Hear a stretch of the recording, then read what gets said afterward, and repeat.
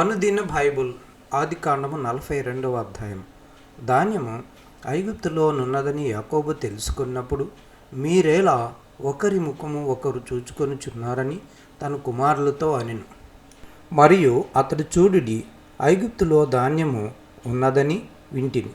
మనము చావక బ్రతుకున్నట్లు మీరు అక్కడికి వెళ్ళి మన కొరకు అక్కడి నుండి ధాన్యము కొనుక్కొని రండని చెప్పగా, యోసేపు 10 మంది అన్నలు ఐగుప్తులో ధాన్యము కొనబోయేరి. అయినను ఇతనికి హాని సంభవించినేమో అని యాకోబు యోసేపు తమ్ముడగు బెన్యామీనును అతని అన్నలతో పంపినవాడు కాడు. కరువు కానాను దేశములోను ఉండెను కనుక ధాన్యము కొనవచ్చిన వారితో కూడా ఇశ్రాయేలు కుమారులను వచ్చిరి. అప్పుడు యోసేపు ఆ దేశమంతటి మీద అధికారి అయి ఉండెను. అతడే ఆ దేశ ప్రజలందరికీ ధాన్యం అమ్మకము చేయువాడు కనుక యోసేపు సహోదరులు వచ్చి ముఖములు నేలమూపి అతనికి వందనము చేసిరి. యోసేపు తన సహోదరులను చూచి వారిని గుర్తుపెట్టి వారికి అన్యుని వలె కనబడి వారితో కఠినముగా మాట్లాడి, మీరెక్కడి నుండి వచ్చితిరని అడిగారు. అందుకు వారు, ఆహారము కొనుటకు కానాను దేశము నుండి వచ్చితమనిరి. యోసేపు తన సహోదరులను గుర్తుపట్టెను కానీ వారు అతన్ని గుర్తుపట్టలేదు. యోసేపు వారిని గూర్చి తాను కనిన కలను జ్ఞాపకం చేసుకొని, మీరు వేగుల వారు, ఈ దేశము గుట్టు తెలుసుకొని వచ్చితిరని వారితో అనగా, వారు, లేదు ప్రభువా, నీ దాసులమని మేము ఆహారము కొనుటకే వచ్చితిమి.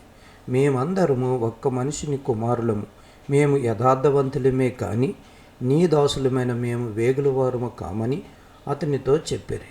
అయితే అతడు, లేదు, ఈ దేశము గుట్టు తెలుసుకొనుటకై వచ్చితిరని వారితో అనెను. అందుకు వారు, నీ దాసులమైన మేము 12 మంది సహోదరులము, కానాను దేశంలోనున్న ఒక మనిషిని కుమారులము. ఇదిగో కనిష్ఠుడు నేడు మా తండ్రి యొద్ద ఉన్నాడు, ఒకడు లేడు అని ఉత్తరమిచ్చిరి. అయితే యోసేపు, మీరు వేగుల వారని నేను మీతో చెప్పిన మాట నిజమే. దీనివల్ల మీ నిజము తెలియబడును. ఫరో జీవముతోడు మీ తమ్ముడు ఇక్కడికి వచ్చితేనే కానీ మీరిక్కడి నుండి వెళ్ళకూడదు. మీ తమ్ముని తీసుకొని వచ్చుటకు మీలో ఒకని పంపుడి. అయితే మీరు బంధింపబడి ఉందురు. అట్లు మీలో సత్యమున్నదో లేదో మీ మాటలు శోధింపబడును. లేని యెడల ఫరో జీవముతోడు మీరు వేగుల వారని చెప్పి వారిని 3 దినములు చెరసాలలో వేయించెను. 3వ దినమున యోసేపు వారిని చూచి, నేను దేవునికి భయపడువాడను. మీరు బ్రతుకున్నట్లు దీని చేయుడి. మీరు యథార్థవంతులైతిరా? మీ సహోదరుల్లో ఒకడు ఈ సరసాలలో బంధింపబడవలను. మీరు వెళ్ళి మీ కుటుంబముల కరువు తీరుటకు ధాన్యము తీసుకొని పోవుడి. మీ తమ్ముని నా యొద్దకు తీసుకొని రండి. అట్లు మీ మాటలు సత్యమైనట్లు కనబడును గనుక మీరు చావరని చెప్పాను. వారు అట్లు చేసిరి. అప్పుడు వారు, నిశ్చయముగా మన సహోదరుని యెడల మనము చేసిన అపరాధమునకు శిక్ష పొందుచున్నాము. అతడు మనలను బ్రతిమాలుకొన్నప్పుడు మనము అతని వేదన చూచియూ వినకపోతిమి. అందువలన ఈ వేదన మనకు వచ్చినని ఒకనితో ఒకడు మాట్లాడుకొనిరి. మరియు రూబేను, ఈ చిన్నవాని యెడల పాపము చేయకూడదని నేను మీతో చెప్పలేదా? అయినను మీరు వినరైతిరి కనుక అతని రక్తాపరాధం మన మీద మోపబడుచున్నదని వారికి ఉత్తరమిచ్చెను. అయితే దిబాస వారి మధ్య నుండెను కనుక తమ మాట యోసేపు గ్రహించినని వారు తెలుసుకొనలేదు. అతడు వారి యొద్ద నుండి అవతలకు పోయి ఏడ్చి మరలా వారి యొద్దకు వచ్చి వారితో మాట్లాడి వారిలో సిమియోన్ను పట్టుకొని వారు కన్నుల ఎదుట అతను బంధించెను. మరియు యోసేపు వారి గోనులను ధాన్యముతో నింపుటకును ఎవరి రూకలు వారి గోనులో తిరిగి ఉంచుటకును ప్రయాణము కొరకు భోజన పదార్థములు వారికి ఇచ్చుటకును ఆజ్ఞ ఇచ్చెను. అతడు వారి ఏళ్లన్నిట్లు జరిగించెను. వారు తాము కొనిన ధాన్యమును తమ గాడిదల మీద ఎక్కించుకొని అక్కడి నుండి వెళ్ళిపోయిరి. అయితే వారు దిగిన చోట ఒకడు తన గాడిదకు మేత పెట్టుటకై తన గోని విప్పినప్పుడు అతని రూకలు కనబడెను. అవి అతని గోనిమూతిలో ఉండెను. అప్పుడు అతడు, నా రూకలు తిరిగి ఇచ్చివేసిన వారు, ఇదిగో ఇవి నా గోనిలోనే ఉన్నవని తన సహోదరులతో చెప్పాను. అంతట వారు గుండి చెదిరిపోయిన వారే జడిసి, ఇదేమిటి, దేవుడు మనకిట్లు చేసినని ఒకరితో ఒకడు చెప్పుకొనిరి. వారు కానాను దేశమందున్న తమ తండ్రి అయిన యాకోబు నద్దకు వచ్చి తమకి సంభవించినది యావత్తును అతనికి తెలియజేసిరి.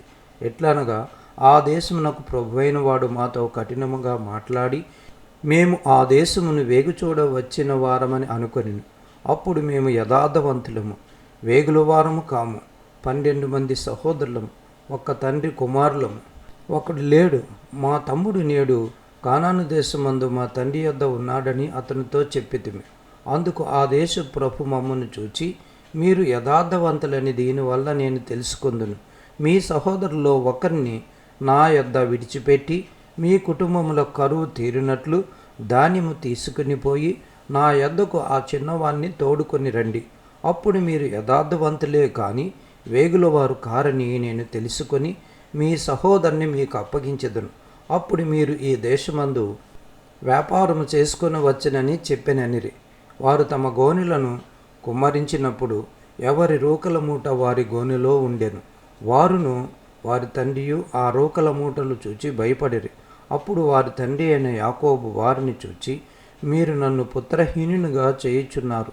యోసేపు లేడు, సిమియోను లేడు, మీరు బెన్యామీనును కూడా తీసుకొని పోవుదురు. ఇవన్నీ నాకు ప్రతికూలముగా ఉన్నవని వారితో చెప్పాను.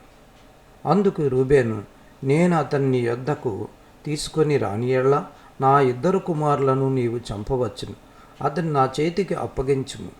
అతని మరలా నీ యొద్దకు తీసుకుని వచ్చి అప్పగించేదనని తన తండ్రితో చెప్పాను. అయితే అతడు, నా కుమారుని మీతో వెళ్ళనీయను. ఇతని అన్న చనిపోయాను, ఇతడు మాత్రమే మిగిలియున్నాడు. మీరు పోవు మార్గమున ఇతనికి హాని సంభవించిన యెడల నెరసిన వెంట్రుకలు గల నన్ను మృతుల లోకములోనికి దుఃఖముతో దిగిపోవునట్లు చేయుదురని చెప్పెను.